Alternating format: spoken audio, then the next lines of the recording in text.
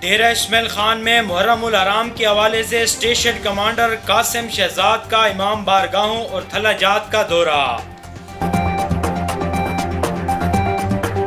ضلع ٹانک میں تحفظ ختم نبوت کے زیر اہتمام ناموس رسالت ریلی کا انعقاد، کثیر تعداد میں عوام کی شرکت۔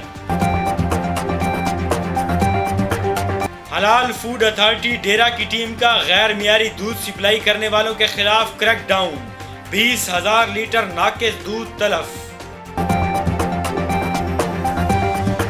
ڈیرہ اسماعیل خان شہر میں رات گئے موسلا دھار بارش سے موسم خوشگوار ہو گیا، ندی نالوں میں طغیانی، بجلی کی آنکھ مچولی جاری۔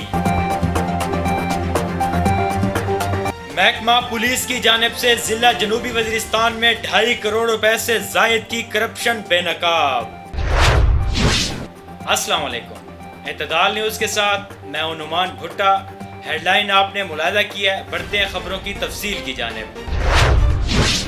ڈیرہ اسماعیل خان میں محرم الحرام کے حوالے سے اسٹیشن کمانڈر قاسم شہزاد نے امام بارگاہوں اور تھلہ جات کا دورہ کیا، کیے گئے انتظامات اور سیکیورٹی کا تفصیلی جائزہ لیا اور تمام متولیان کو کورونا سے بچاؤ کے لیے SOPs پر عمل درآمد کی ہدایات جاری کیں۔ ان کا مزید کہنا تھا کہ ماضی کی طرح اس سال بھی مجالس اور جلوسوں کی سیکیورٹی کے لیے کوئی کسر نہیں چھوڑی جائے گی۔ ضلع ٹانک میں تحفظ ختم نبوت کے زیر اہتمام ناموس رسالت ریلی کا انعقاد کیا گیا۔ ریلی میں علماء کرام سمیت کثیر تعداد میں عوام نے شرکت کی۔ شرکاء نے ختم نبوت زندہ باد کے بینر اٹھائے رکھے تھے اور حافظ فیصل خالد کی رہائی کا بھی مطالبہ کیا۔ حلال فوڈ اتھارٹی ڈیرہ اسماعیل خان کی ٹیم کا غیر معیاری دودھ سپلائی کرنے والوں کے خلاف گرینڈ آپریشن جاری ہے۔ پنجاب سے آنے والے 8 ٹینکر کی پشا پل بنو روڈ پر موبائل لیب کے ذریعے چیکنگ کی گئی۔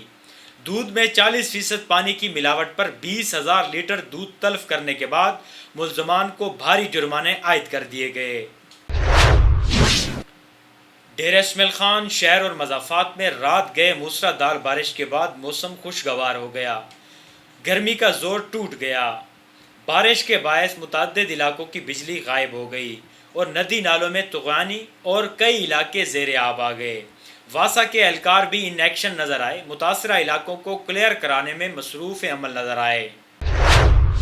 محکمہ پولیس کی ضلع جنوبی وزیرستان میں 2,74,90,000 روپے کی کرپشن بے نقاب کر کے اکاؤنٹنٹ خالد برکی کو محکمانہ کارروائی کرتے ہوئے گرفتار کر کے پابند سلاسل کر دیا گیا۔ اس موقع پر ریجنل پولیس افیسر ڈیرہ نے کہا ہے کہ کرپشن ایک معاشرتی ناسور ہے جو کسی صورت و سطح پر برداشت نہیں کیا جائے گا، اور کسی بھی اہلکار یا فرد و افراد کے کرپشن میں ملوث ہونے پر سخت قانونی چارہ جوئی کے ساتھ ساتھ محکمانہ کارروائی عمل میں لائی جائے گی۔ یہ تھی آج کی اہم خبریں۔ مزید 24 گھنٹے دنیا بھر اور علاقائی خبروں کے لیے دیکھتے رہیے www.اعتدال.com.pk۔